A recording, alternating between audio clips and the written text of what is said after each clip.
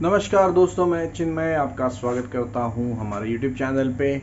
आज हम बात करने वाले हैं जो रॉयल एनफील्ड है या कोई भी जनरल बाइक रहने दो जिसको सेल्फ स्टार्ट है, तो उसका सेल्फ स्टार्ट जब बंद पड़ता है तो ऐसे क्या दिक्कत आती है। ऐसे इलेक्ट्रिकल का जो इशू है या वायरिंग का जो इशू है वो ऐसा क्या हो सकता है, इसके बारे में मैं बात करने वाला हूँ। इसका डायग्नोस्टिक कैसे है, इसका रिपेयरिंग क्या है, इसके ऊपर रेमेडी क्या है, ये आज हम इसके ऊपर मैंने आज ये वीडियो बनाई हुई है, बना रहा हूँ।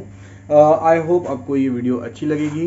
इलेक्ट्रिकल्स बहुत ही एक डिटेल वाला सब्जेक्ट है ऑटोमोबाइल में, क्योंकि इससे आपकी जो इसमें एक्चुअली बहुत ज़्यादा लॉजिक लगाना पड़ता है। इसमें कोई भी गलती की गुंजाइश नहीं होती है, क्योंकि आपकी गलती जो है वायरिंग को जला सकती है। तो चलिए दोस्तों, हम लोग वीडियो देखते हैं। तो यहाँ पे मैंने इग्निशन अभी ऑन किया है। न्यूट्रल लाइट तो हमें दिखा रहा है, इसका मतलब सेंसर नीचे चालू है। किल स्विच ऑन करके फिर नॉर्मल कंडीशन में, यानी कि बिना क्लच दबाए स्विच दबा के देखना है सेल्फ का। गाड़ी शुरुआत नहीं हो रही है, कुछ भी फ्लक्चुएशन नहीं है, आप देख सकते हैं गाड़ी शुरू नहीं हो रही है। तो पहला लॉजिक ये होता है कि क्लच स्विच तो ख़राब नहीं है ना।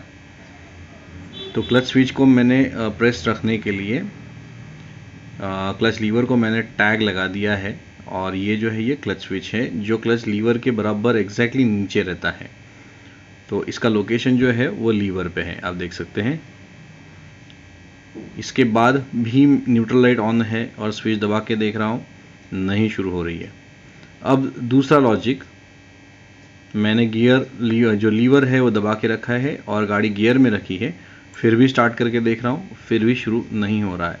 इसका मतलब लॉजिक ये कहता है कि हमारा जो सेल्फ का स्विच जो है उसमें कुछ दिक्कत तो नहीं है, या रिले में दिक्कत नहीं है ना। तो रिले जो है, हम पहले रिले से ही स्टार्ट करेंगे। अगर रिले हमारा काम क्लियर हो जाता है रिले पे ही, तो हमारा गाड़ी शुरू हो जाएगा। तो रिले जो रहता है लेफ्ट हैंड साइड पैनल में बैटरी के नीचे, नई गाड़ियों में, नई थंडरबर्ड में बैटरी के एग्जैक्टली नीचे पे लोकेशन पे रहता है। कुछ रिलेज बैटरी के लेफ्ट हैंड साइड लेकिन ऊपर बाहर से थे।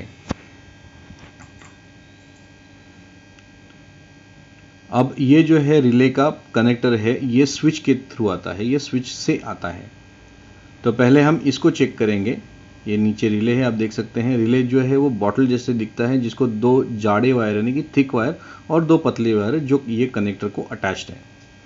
तो हम ये कनेक्टर में पावर आ रहा है या नहीं आ रहा है, ये मल्टीमीटर यूज करके हम चेकिंग करेंगे। इसको हम डीसी वोल्ट रखेंगे 20 पे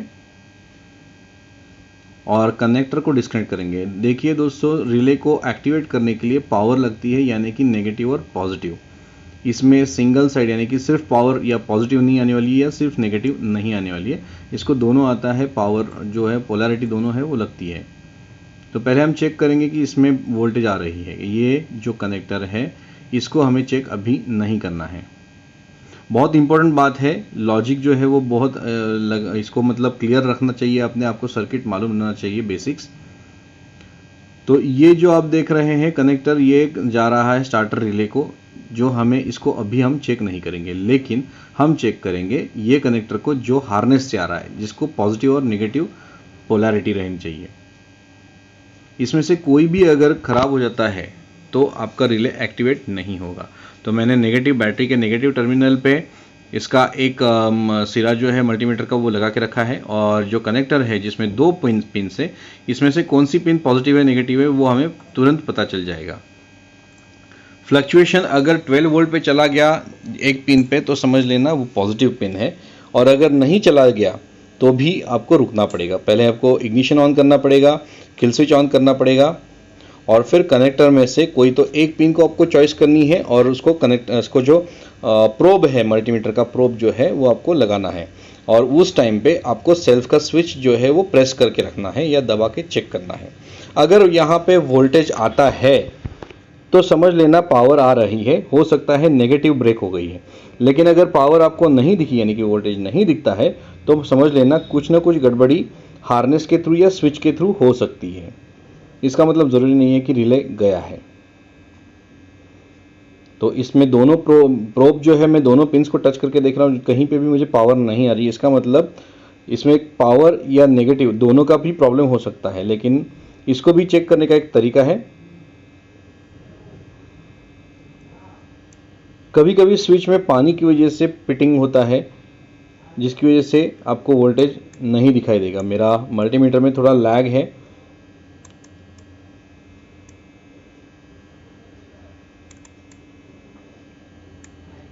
एनीवेज 20 वोल्ट पे मैंने डीसी पे रखा है। मैंने स्विच प्रेस करके देखना है, अभी फ्लक्चुएशन आ रहा है, नहीं आ रहा है। इसका मतलब मैंने जो पिन चॉइस की है वो हो सकती है नेगेटिव रहेगी और ज़रूरी नहीं है पॉजिटिव रहनी चाहिए। मैं दूसरे पिन में प्रोब लगाऊंगा और वहां पे भी चेक करूंगा। अब मैंने प्रोब जो है पॉजिटिव पिन पे लगाया हुआ है मल्टीमीटर का। अब मैं नेगेटिव ढूंढूंगा, मुझे नेगेटिव मिल गया। इसका मतलब नेगेटिव जो है वो राइट साइड में है पिन कनेक्टर में, और जो पॉजिटिव है वो लेफ्ट में है। आप देख सकते हैं वहाँ पे फ्लक्चुएशन आ गया, यानी कि 13 वोल्ट मुझे दिखा रहा है, क्योंकि मैंने पॉजिटिव जो है वो बैटरी को टच करके रखा हुआ है। मल्टीमीटर का जो प्रोब है वो, इसका मतलब मुझे पॉजिटिव लाइन में कुछ ना कुछ खराबी है, ये समझ में आ रहा है। जो पॉजिटिव लाइन है हार्नेस से आने वाली, उसमें कहीं ना कहीं तकलीफ है, और वो जो लाइन है वो सेल स्विच को कनेक्ट होती है।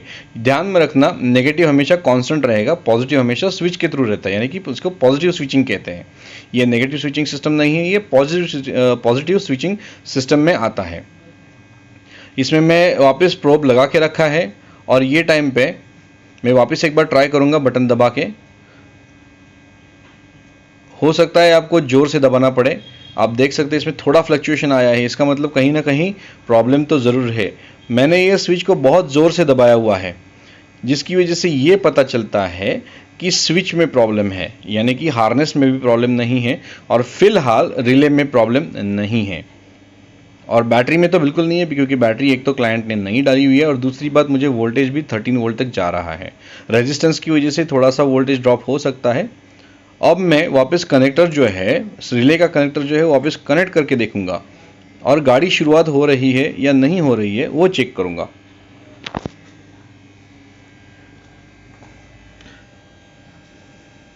ध्यान में रखना, कभी भी कनेक्टर खोलते समय या लगाते समय वायर को पकड़ना नहीं है, हमेशा कनेक्टर के बॉडी को पकड़ना है, कपलर के बॉडी को।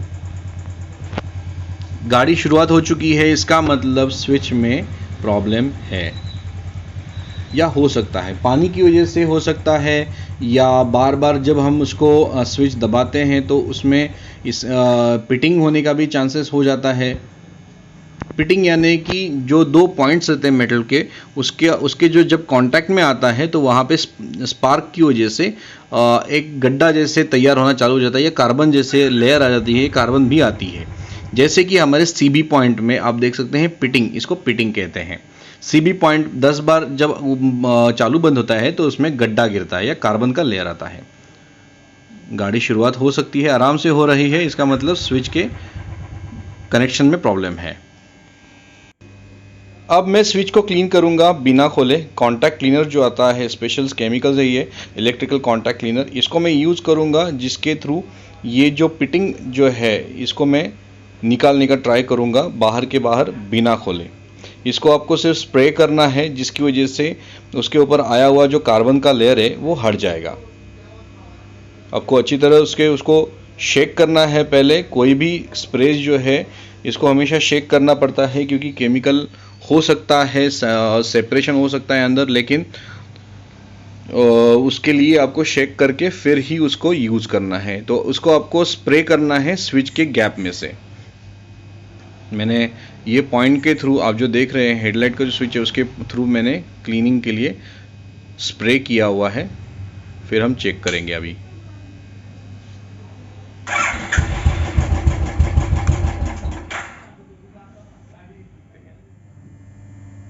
धन्यवाद दोस्तों वीडियो देखने के लिए। आई होप आपको ये वीडियो अच्छी लगी रहेगी।